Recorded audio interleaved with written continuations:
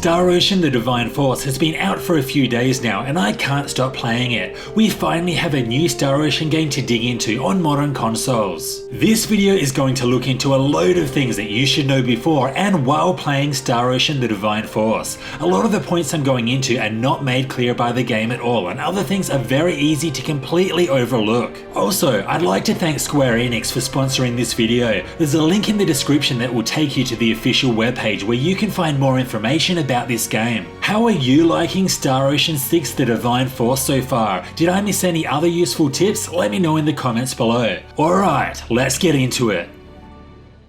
Before we get into the tips and tricks, we'll start with a short history of the series. Star Ocean is a sci-fi fantasy series that has been going on for a long time, starting all the way back in 1996 as a Japanese exclusive on the Super Famicom. Western audiences were first introduced to the series 3 years later with Star Ocean: The Second Story on the PS1, which is a series favourite of many longtime fans. Throughout the 2000s, the series hit its peak, releasing another 2 mainline titles, remakes and remasters of the first 2 Star Ocean games, and even a Japanese exclusive spin-off. However, things started to slow down after that. Since Star Ocean 4's release in 2009, we have only seen one more mainline title, Star Ocean 5: Integrity and Faithlessness. This led many to believe that the series may never see the light of day again. Fortunately, this was not the case. Star Ocean 6: The Divine Force is finally here.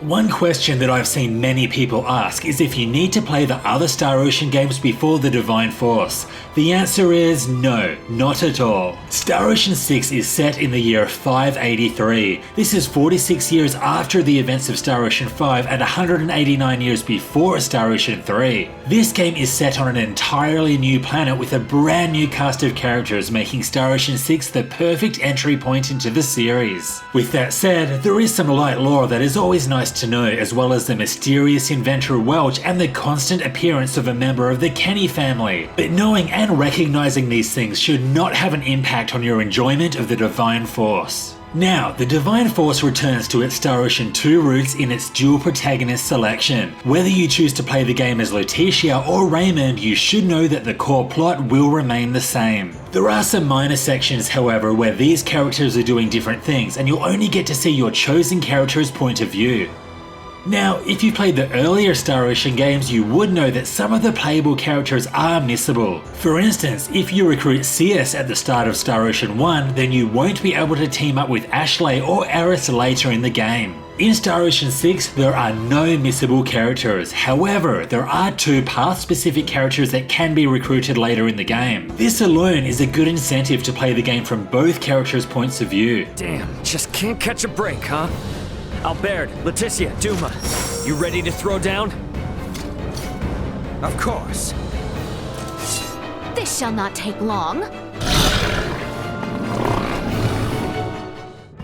Now, Star Ocean 6 comes with a few settings that may significantly help you out on your journey. When starting out, one of the first things that I wanted to do was zoom the camera out a little. However, there didn't seem to be anything under the camera settings. The setting that you want for this is called Field of Vision and it's under the screen settings. Turning it up will zoom out from your character, allowing you to see your surroundings a bit better. Another setting worth knowing about is being able to turn off the damage numbers of the rest of your party. Once you get a party of 4 all attacking at once, your screen will be spammed with more numbers than those old chunky phone books. You can switch this setting so that you can only see your control character's damage numbers, making it much easier to track the effectiveness of your combos. Unfortunately, there is not a setting to increase the font size, so for now, you're going to have to keep using your magnifying glass or wait for a patch.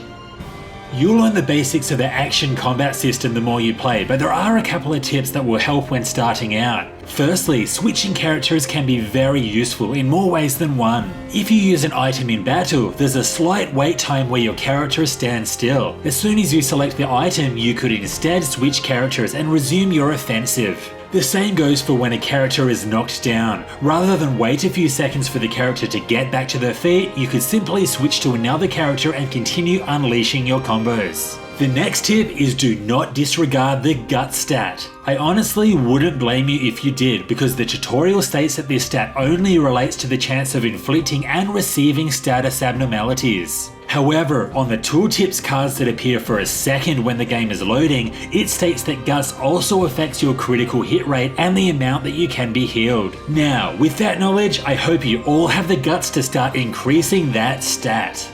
I did not wish to keep it secret. That kind of honesty could come back to haunt you. If our journey is to be enjoyable, I must be open with you. It really is a nice view. Indeed. Star Ocean 6 features fully explorable environments, and while the world isn't entirely open, it is definitely larger than the other games in the series. Within these large areas, there's a bit to discover and a lot of it is easy to miss, particularly the treasure chests, which are often hidden and hard to visually identify. For this reason, I suggest unlocking and upgrading the Extend Scan skill for Duma as early as possible, which will increase your range when scanning for items. Also worth noting is that you need to manually equip this skill once you learn it, otherwise it will not take effect. In addition to treasure chests, you can also find mini bunnies running around the place. Initially, it may seem that they have no use as the game isn't really clear on what to do with them. However, you can trade them later in the game, plus there's a trophy for collecting all 18 if you're into that. Now, let's talk about Star Ocean 6's minigame Isoa. This board game allows you to travel the world challenging opponents and building up your deck with loads of different pieces which are all characters from other Star Ocean and Tri-Ace games. Anyway, you will hear NPCs talking about Isoa in the very first town you visit, but you won't be able to start playing until later in the game. Getting your first deck is easy to miss, so make sure that you talk to this NPC as soon as you enter Rifle Seaport. You shouldn't have too much trouble defeating your opponents, but here's a couple of tips to ensure victory. Firstly, make sure you set your special move to Enfeeble. This allows you to spend 7 MP to reduce all enemy stats to 0 permanently. This is incredibly overpowered and will turn the tides of battle in an instant. The second tip is that you can restart the game as soon as you see your hand or your opponent's hand. If you've been dealt weak pawns or your opponent is loaded with strong pawns, simply restart the game to reshuffle your starting pawns. Yeah, I feel a bit dodgy doing this, but if that's what it takes to be the Isoa champion of the world, then I am all on board.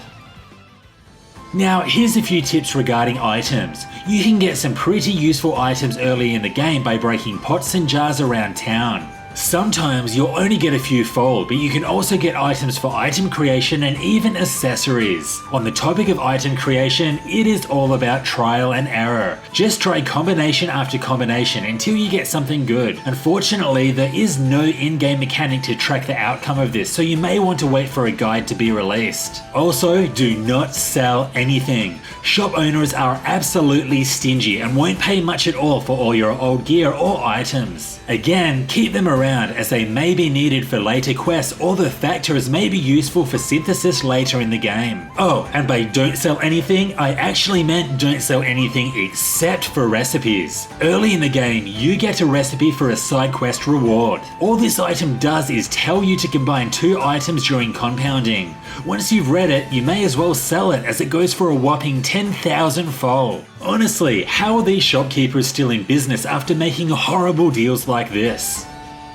Something that the game really doesn't make clear is that there's actually a menu for side quests. You would think it would be located in the menu section somewhere, right? Wrong. It's located in the area map and can be accessed by pressing the triangle button on the PlayStation controller. You are welcome. You're also welcome for telling you that each shop actually has its own individual item gathering quest that can be accessed next to the buy and sell options.